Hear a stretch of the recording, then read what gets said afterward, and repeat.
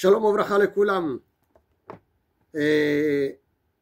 עם ישראל, כל היהודים בכל המדינות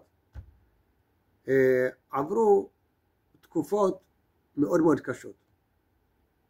כל דור סבל במשהו, וברוך השם הקדוש ברוך הוא גואל אותנו מכל צרה, ואנחנו מגיעים לארץ ישראל בסופו של דבר, מקימים את ישראל, יושבים על אדמתנו, כל אחד יש לו בית, בית כנסת וכו'. פה יש פה מכתב בעניין רדיפת יהודי ארבל שבעיראק, איך היו יהודי ארבל היו רודפים את היהודים בעיראק, בארבל שבעיראק.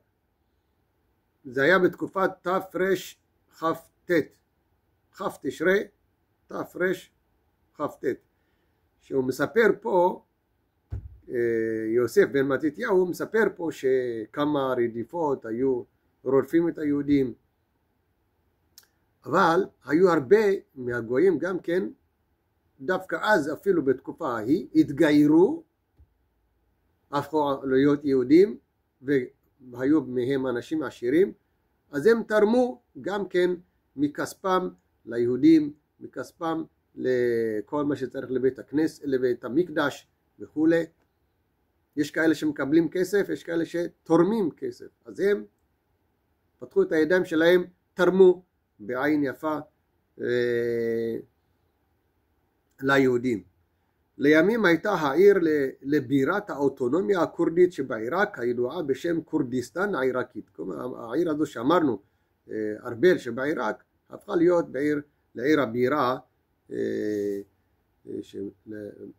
של הארץ הזאת. והרבי בנימין בן נחמד, שהיה אז הוא ביקר, הוא היה שדר בעיר טבריה, שדר, שליח דרבנן, שהיה הולך לאסוף כסף למען הישיבות, למען הנזקקים, למען אנשים שאין להם. אז הוא כותב, ואני בבואי פה עיר ארבל,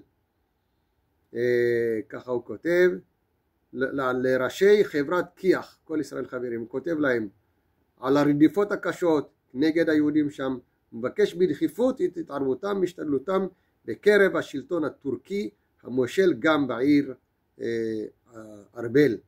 אז הוא כותב להם את כל המכתב, הוא מתאר, ונקרא לכם את זה קצת מהדברים שלו.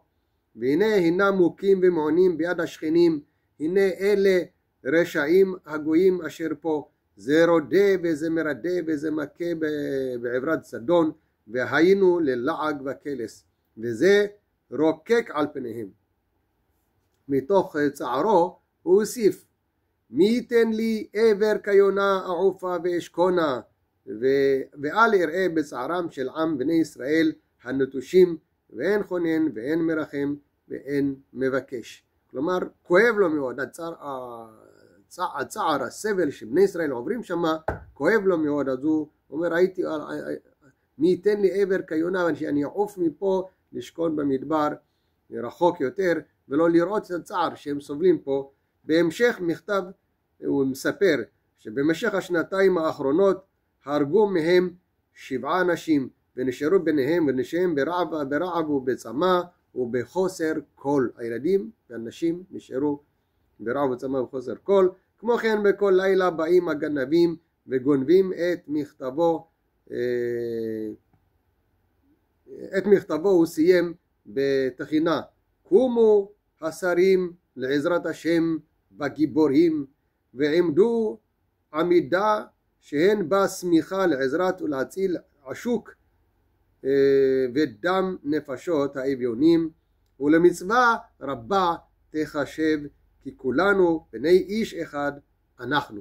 אז הוא ככה הוא מסיים את המכתב שלו בבקשה לכל אלה שהשרים וכו' שיכולים שיש בידם לעזור, קומו לעזרת השם בגיבורים, קומו תעזרו לנו. וככה הוא מסיים את הסיפור שלו. זה אחד מהסיפורים שהיהודים עוברים בגלויות בין הגויים.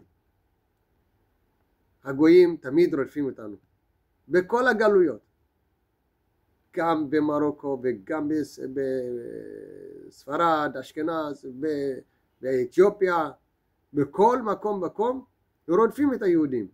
למה? סיבות משלהם, דיברנו על זה בפעם הקודמת.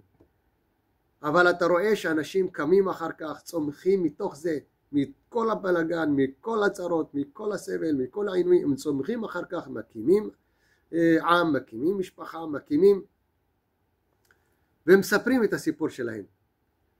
גם אצלנו הגיע הזמן לכתוב את הדברים שעברו אבותינו, כדי שהילדים שלנו, שגם אנחנו, נדע מה עברו אבותינו, איזה עבר היה לנו, וכמה במסירות נפש עם כל העינויים, מכל הגזירות הקשות, כמה הקהילה שלנו שמרה מאוד מאוד על דרך התורה, על האמונה, על הטהרה, על השבת, ועל כיבוד אב ואם. כמה דברים נפלאים וקדושים, במסירות נפש עשינו אותם. ופה מספרים על המנהיגים ועל כל האנשים שפעלו ועושים ועשו. הגיע הזמן שגם אצלנו יהיו כתובים הדברים, כדי שנוכל גם אנחנו והילדים שלנו והדורות הבאים אחר כך ללמוד מהדברים. אז אחים ואחיות יקרים, אבות ואימהות יקרים, תנו לנו, תספרו לנו, ואנחנו נכתוב את הדברים ונעביר הלאה. ואז נצח ישראל, יהיה נצח, יהיה הנצחה, יהיה לכם זיכרון טוב. ככה היו אבותינו, אלו היו אבותינו, אלו הם מעשיהם. הקרבות כאלו הקריבו את נפשם למען עם ישראל, למען הילדים שלהם, למען המשפחה שלהם. כמה מסירות נפש יש, והם לא מסופרים. אז אחים ואחיות יקרים, בואו נספר את הסיפור של הקהילה שלנו, הקהילה היקרה הזאת. ברכה והצלחה ובשורות טובות.